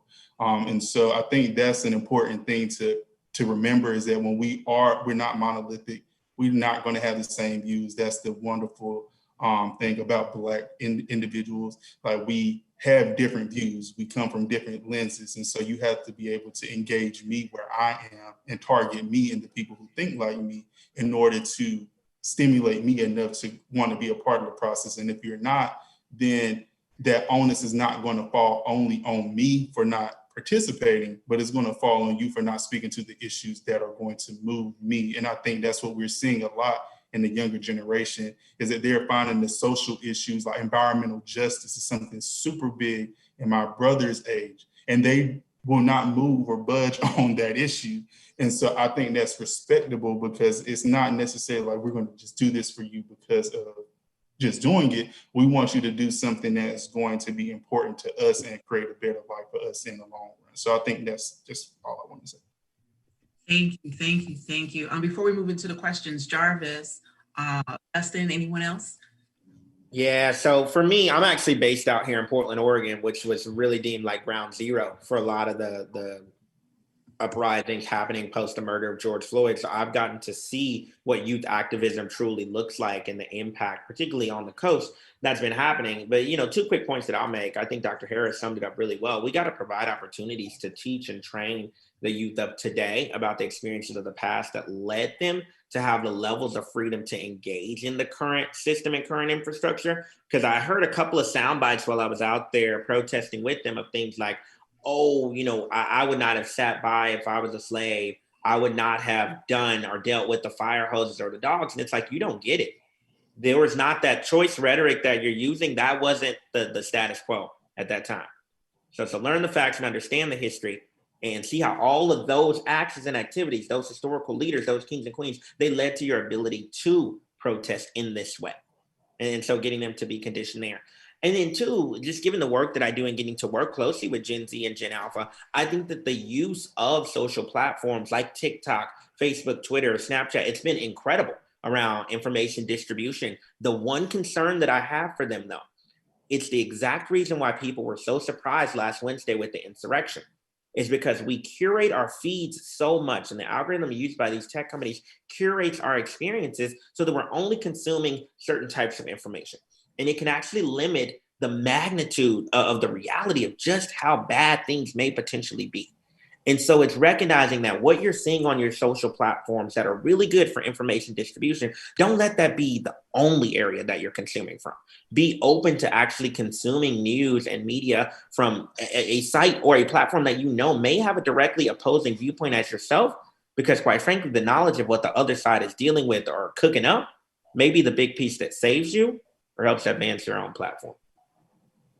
I love that. And I'm going to end with that, because there's a couple of questions that popped up I think are powerful. But again, here we go. We're talking about communicating within our own community, like communicating cross-generational, cross lifestyles, cross everything, experiences, and really engaging and talking about and having these moments of understanding and of community. Right, and starting with our Black men, there's a question, and I'm gonna just leave it open a little bit. I'm gonna ask Andre to start this question, and then I'm gonna ask one other person to join in on this question that came in from our audience. But it says, as a mother of 3 young Black men, I wonder what the men wish what their mothers had done to fill them with love.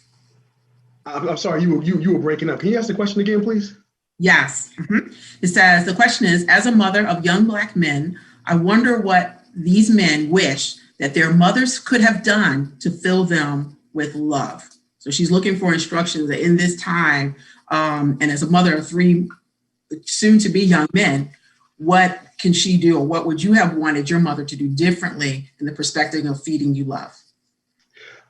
Me personally, my mom did a fantastic job. There was a point in time where she actually got divorced, and I was very young, and she kind of had to step in and kind of play the father role, wrestling and throwing baseballs and just being there and being present in that type of a role until my stepdad came into my life.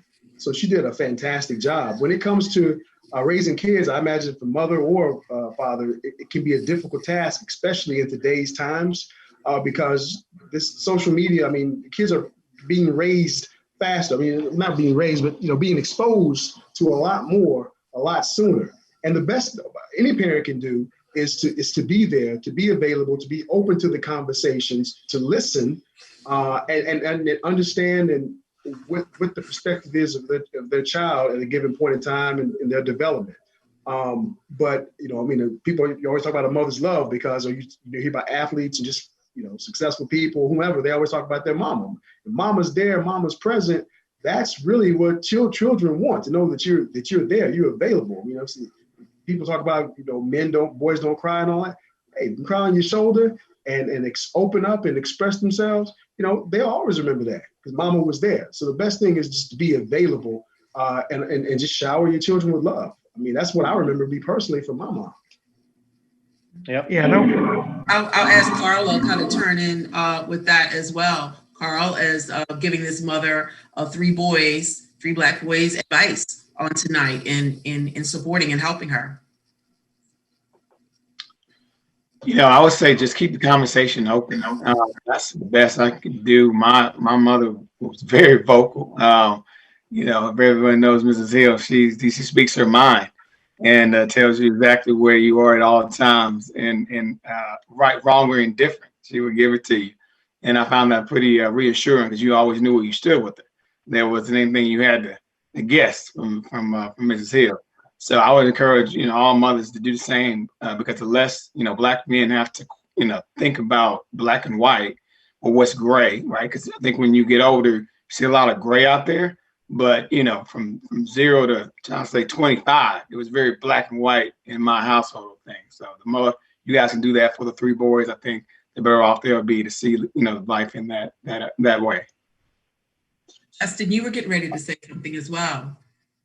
Yeah, a couple other quick points. Number one, kind of just reinforcing that communication piece. I know a lot of times as males, we tend to internalize things.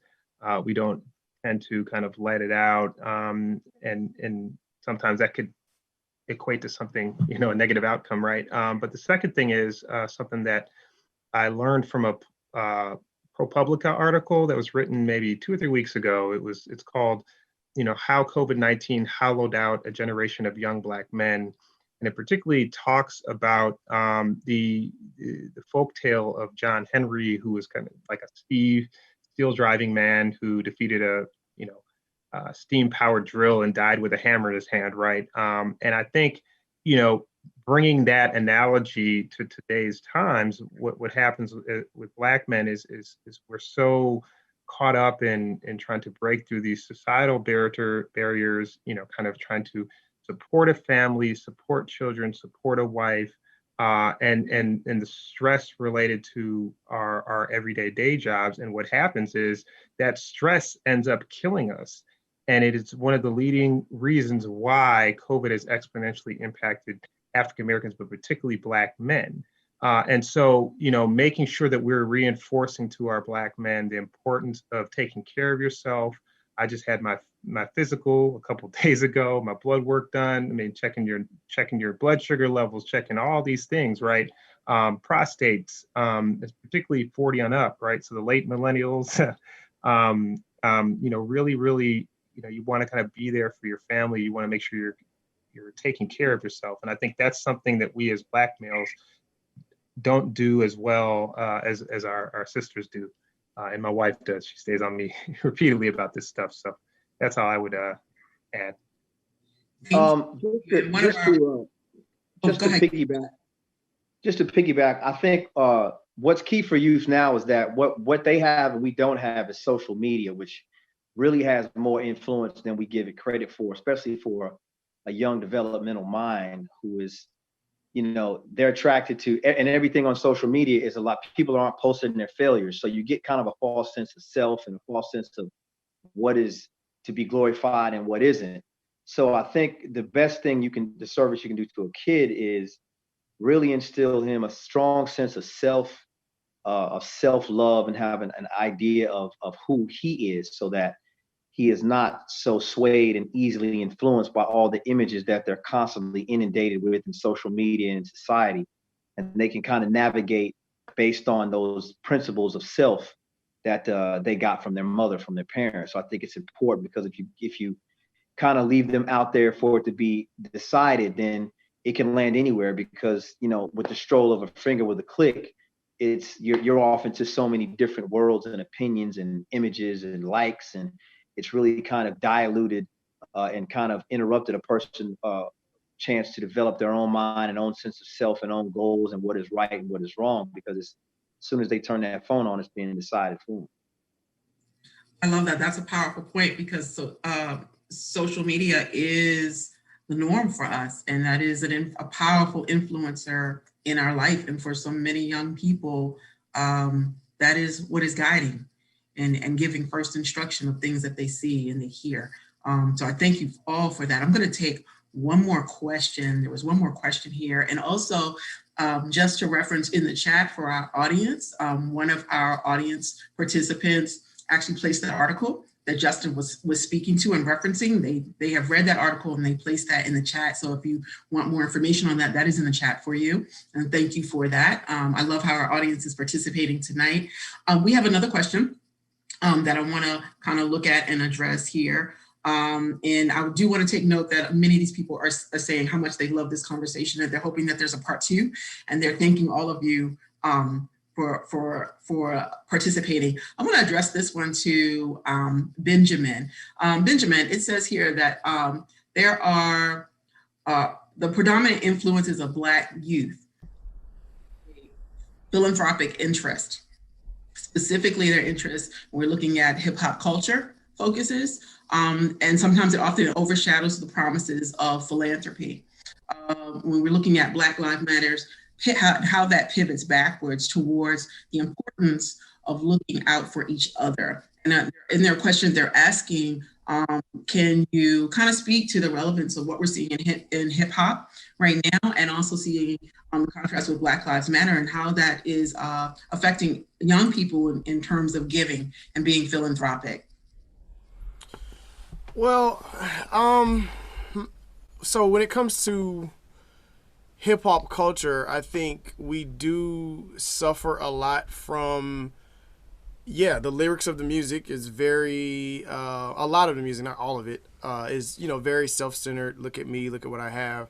I'm sorry, I don't have any exact references right now, but I have seen, in a similar way of what we discussed earlier, where there are people who give back that may not talk about it, right? So I think as much as it's not as predominant in the lyrics, there are a lot of people that I probably don't know what they gave because they might not have publicized it, but I do know artists who give back. So I think as a short version of the answer to the question, the lyrics I don't think are really helping to promote a culture of giving back. The artists themselves, I think, often do, but I think we need to find exactly T.I. Yeah, I see that in the comments. T.I. gives back all the time. Killer Mike. Like, there's so many people in our community, from generating jobs, just all, like, when we talk about philanthropy and really dealing with the whole person, not just doing a transactional thing. We have so many examples of that. But the one compromise and challenge that I think it just being in the hip hop culture that we need to work on is finding a happy balance between the look at me and what I have and whatever that song is about. Because I mean, I work in radio. We play a variety of different songs about different stuff, and it's like sometimes, people don't want to hear a conscious message. Like, I slide it in when I mix stuff. I like to play music that has a message. And even the mix I'm doing for tomorrow morning, I slid some stuff in there. But I think it's not so much as a straight answer, but it's just something that we need to work on. And I like someone like Lil Baby. What's the name of the song? The Bigger Picture, right? So he made a song and he addresses everything right then and there. Now it's not his most popular song. They want to hear We Paid or Yes Indeed. I'm not sure if you all know all these songs, but he made a song where he addressed it. So I think if we just kind of start there. So the answer to the question honestly is yes and no. So It's not as predominant as I honestly, as a DJ, think it should be. But at the same time, we have the TIs, we have the Lil Babies, we have the Killer Mikes, we have people in hip hop culture. We have people that I might not know about. Like, you know, the Migos may be doing something right now to give back. I know Greg Street works with a lot of hip hop artists, and they give back all the time. So if we kind of shift our focus to make sure that the lyrics highlight more of that, I think we'll be in good shape. But yeah, in a short version, yes and no. You know, there are so many people that are doing stuff, but the lyrics don't necessarily highlight it as much as I personally think it should, and I don't think it necessarily promotes it as much as I think it should. You know, but we are doing things in the community. Yeah, and I think it is important to mention that philanthropy does not always have to be front of the page, right? When we talk about philanthropy and we talk about giving in the community, remember, it's time, it's talent, it's treasure, and it's you impacting that neighbor, impacting your family, impacting the neighborhood that you used to live in. And it does not always have to be a front page splash. And we have to really recognize that we do have some everyday heroes in the Black community and with Black males. I'm gonna kind of close out this section. I know we ran over time, but I think this was a rich, robust conversation, and our audience definitely is still here with us. But I have one last question that I have for Carl.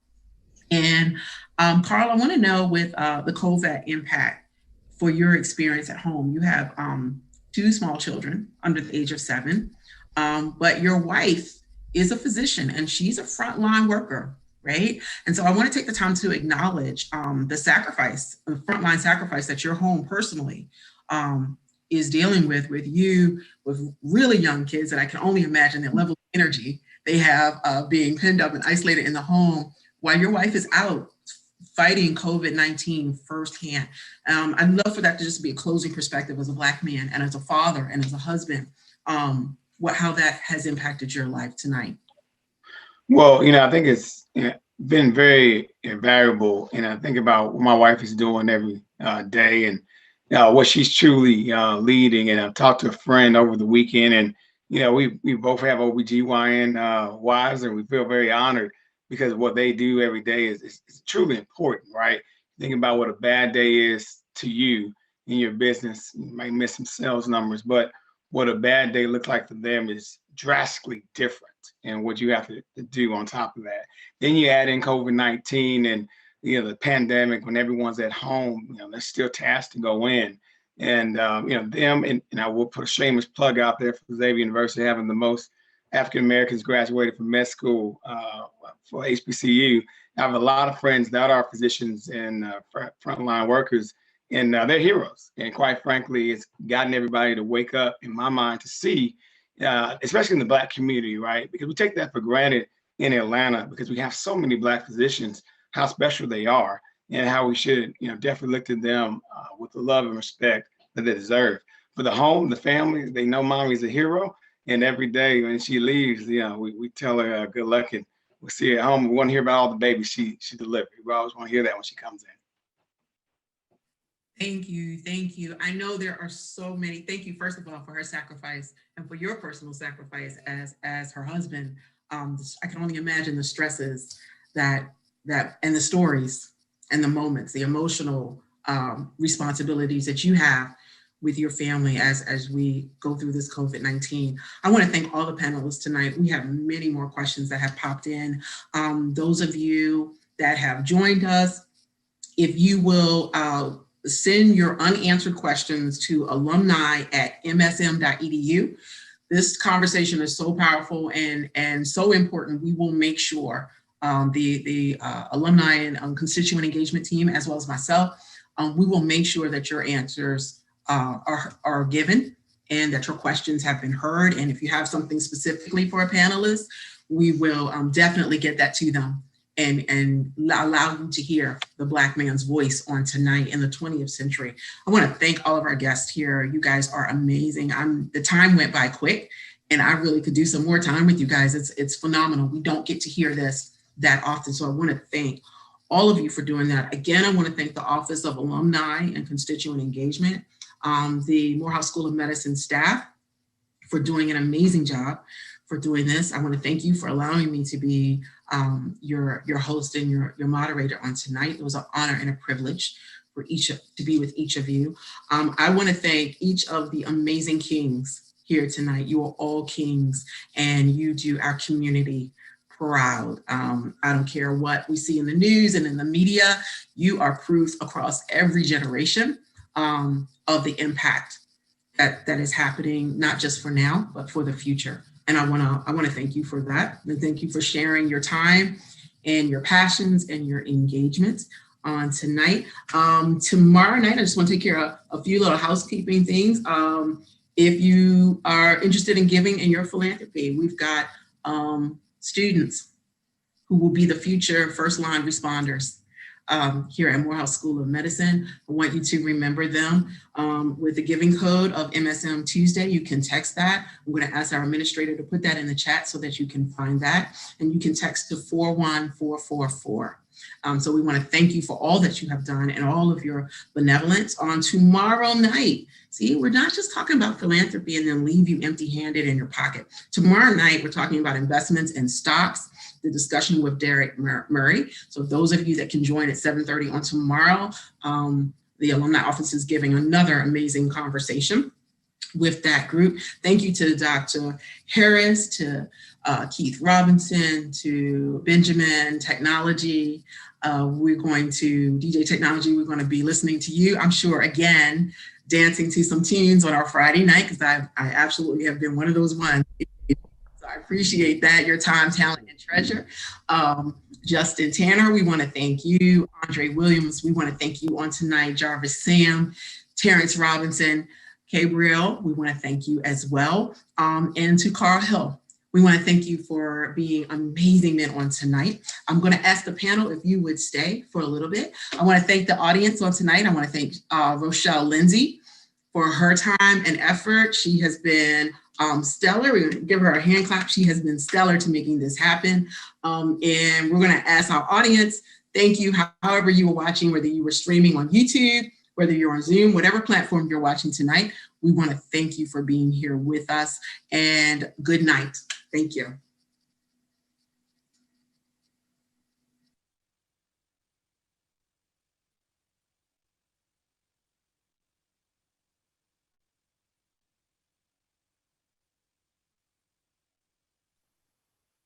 Thank you, Iris. I'm going to start